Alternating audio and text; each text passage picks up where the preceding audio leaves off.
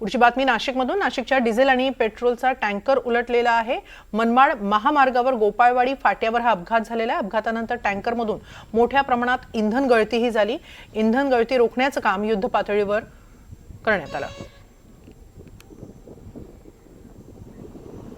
याबाबत अधिक माहिती घेऊया आमचे प्रतिनिधी निलेश वाघ यांच्याकडून। निलेश, टँकर उलटलेला आहे, इंधन गळती होते असं समजतं आहे, काय आत्ताची स्थिती आहे?